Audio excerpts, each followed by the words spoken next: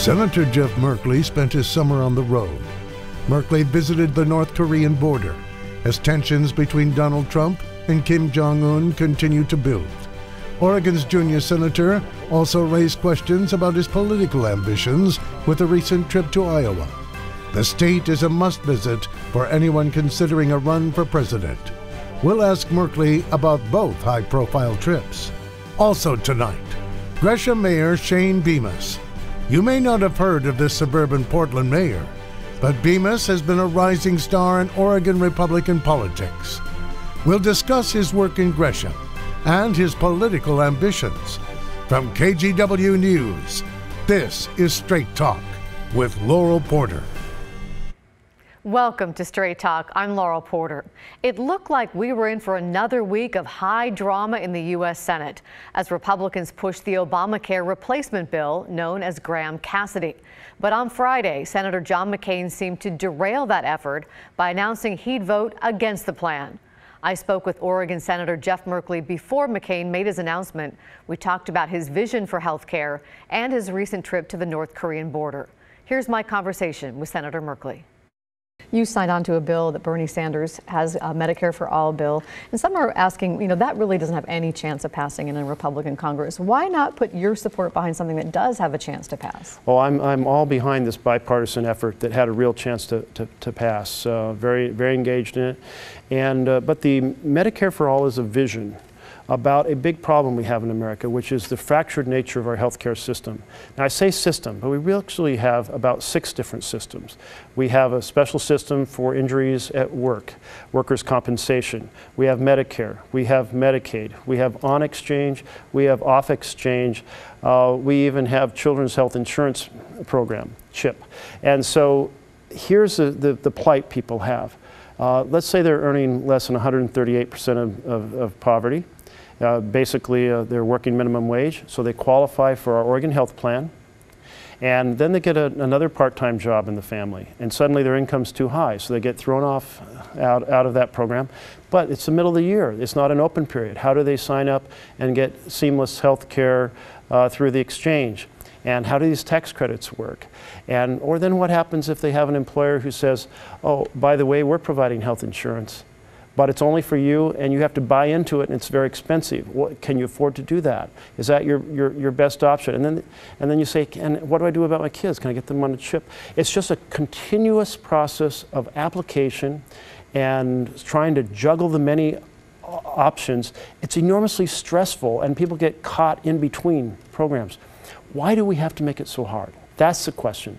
And when I talk, and I'm raising this in completely red counties, and I'm saying how many people here feel like it's worth exploring a seamless, simple system by which you have health care just by being an American.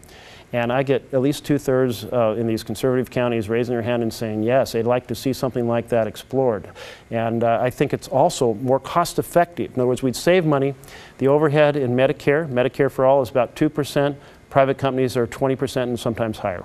I want to jump to another topic here. You are a member of the Senate Foreign Relations Committee, and recently, as part of a bipartisan congressional delegation, you visited Asia and the demilitarized zone between North and South Korea. What was your takeaway from that trip? It was incredible to be standing on the border and actually go into the Quonset huts that are used for negotiation. When you're in that hut at the far end of the room, you're standing in North Korea, a place I never anticipated being. But we held conversations with defectors who had a lot of insights about what is going on inside the country. We also went to the border with China to a place called Dandong, which is where the Chinese troops surged over a couple bridges to take on the Americans during the Korean War. And that was fascinating. You have 3 bridges. A broken bridge, never repaired after the Korean War. A second bridge, which is only 2 lanes, one's dedicated to rail and one to trucks. So freight comes out in the morning and goes back in the afternoon.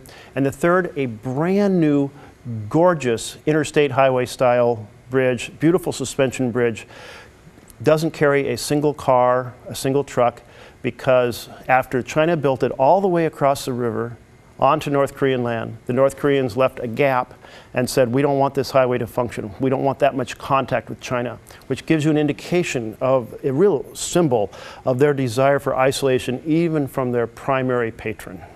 At the UN General Assembly, in a combative speech, President Trump threatened to totally destroy North Korea if the nation's, he called him Kim Jong-un, rocket man, doesn't abandon his drive toward nuclear weapons.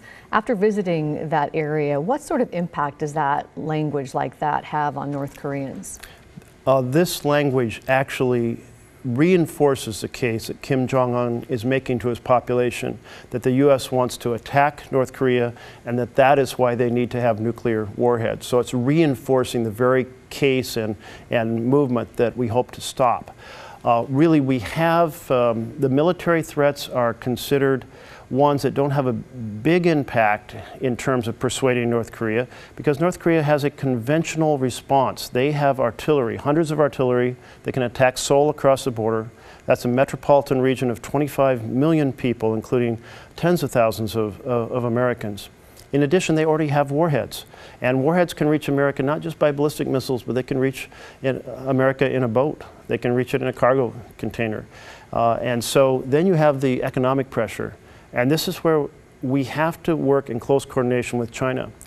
I believe that we could get this program frozen and get North Korea to the table, but we're not going to immediately get them to give up their nuclear weapons, because they believe that it is their protection against the West, and that belief is even deeper after the president's threats.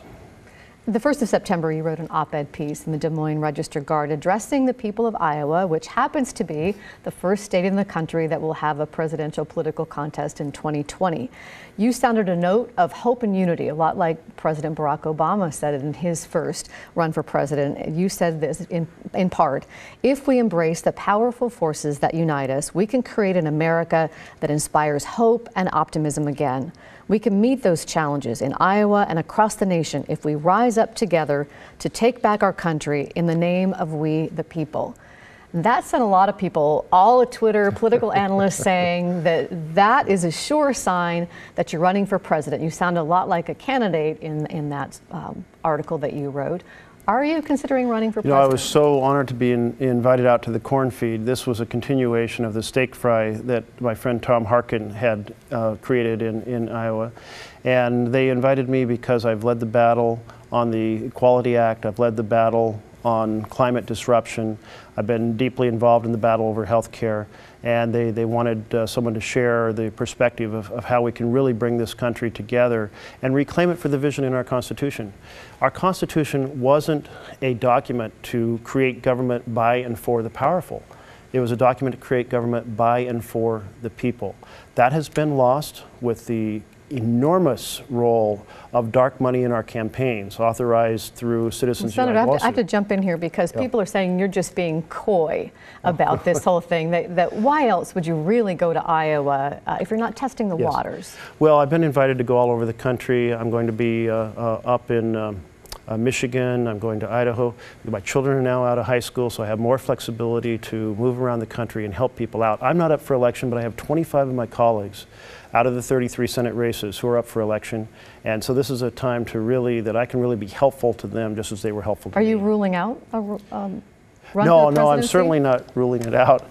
I've always found it somewhat humorous, as I believe it was Senator Byrd who said that everyone who goes to the Senate flashes before their mind at some point that maybe they could do a lot better job than the person in the office. And I think right now every single Democrat in the country believes that they could do a lot better job than President Trump. You've been having weekly meetings with big-time progressive names and progressive organizations. If Elizabeth Warren and Bernie Sanders weren't to run, Bernie Sanders will be 79 in 2020. Who's going to take up that left progressive mantle? Any chance you do that? I did organize these meetings because what we saw is that the Republicans had a grassroots movement that was very significant, the Tea Party, in pushing back against President Obama and the many good things that President Obama was trying to do. While the Democrats in the Senate had not worked closely with our grassroots, groups, for example, like Indivisible, like Move On, like Credo, that have the ability to organize a lot of activity. And I felt if we were going to stop, for example, Trump Care, which is seeking to destroy health care for millions, we had to make sure we knew what they were doing and they knew what we were doing, so we weren't basically working at cross purposes. And I think that did really help us so far in defeating the Trump Care proposals.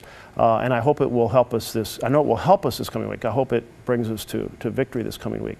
But that was in the context of being more effective for the things that I'm fighting for and I believe in, not in the context of some You told me once campaign. that if you did decide to run, you'd let us know here on Straight There Talk. we go. So I hope you will.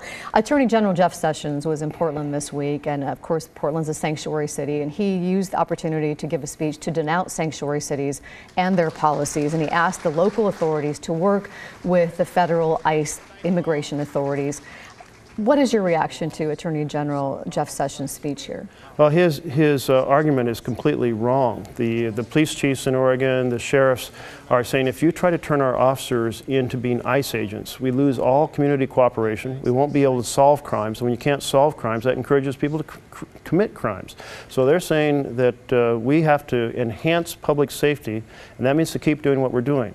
For Jeff Sessions, who knows nothing about Oregon, to come here and lecture our public safety officials on how to make this city safer or the state safer is really regrettable. And he really is making an argument that will create more crime, more damage, and quite frankly, it's just one more shortcoming that he brings to that office. How do you answer to people? There are a lot of people here in Oregon that supported President Trump and agree with Jeff Sessions that our immigration system should be a lawful one. We should follow the letter of the law. How do you answer to them? Absolutely, and that's why the Senate passed the bipartisan immigration legislation in 2013. Democrats and Republicans working together, security at the border, security with visas, and a process to basically set straight the many dimensions of this complicated puzzle. However, the House decided not to take it up and didn't pass it. If the president was serious about taking on immigration, he would dust off the 2013 bipartisan deal, pass the Senate, and he'd champion it. I want to touch on the fires. Thankfully, the rains finally arrived to put the fires out, but not before they caused such a disaster across the West. 14 fires burned in Oregon, burning 500,000 acres, and there were fires all across the West. People were really angry about it for a number of reasons. What is your reaction? There is astronomical costs, and I know you and Senator Wyden have been working to try to get funding to help pay for those costs, but people are upset they started it in the first place, that they say our forests are being mismanaged. Well, I'll tell you, it was very important that we have the fire funding to keep fighting these fires without interruption and to make sure that the Forest Service didn't have to do fire borrowing. Fire borrowing is they shut down their fire prevention activities to fund their fire fighting activities. And so Senator Wyden and I pushed very hard for those funds. So we got those authorized, and that's great. But now we have to ask ourselves, how can we do a better job in the future? And that involves several things. The first is that we need to have the worst fires treated like natural disasters, essentially covered by the equivalent of the Federal Emergency Management Agency, FEMA, like a big tornado, like a big hurricane, like a big flood. And so that we don't have that fire borrowing dilemma.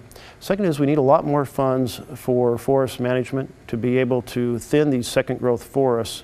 It's not economical enough to thin them right now, and therefore it costs a lot of money to get crews in there.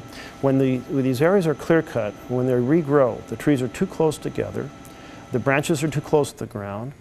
They result in forests that are really good for disease and fires and terrible either as natural ecosystems or timber stands. So that means they have to be thinned. That takes money. Money is hard to come by, so that's the dilemma we're facing. Senator Wyden and I did get a lot of money during the stimulus to put crews to work in the forest, billions of dollars, but the acreage is so extensive, so much second growth exists that we're just kind of scratching the surface of what needs to be done. Senator Merkley, thank you for joining us here on Straight Talk. Always a pleasure. Hope you'll come back soon. We have many more topics to talk about. Thank you. Good to be with you. Gresham Mayor Shane Bemis joins me next. He'll tell us how Gresham is leading the way in saving energy and money. We're back in 2 minutes.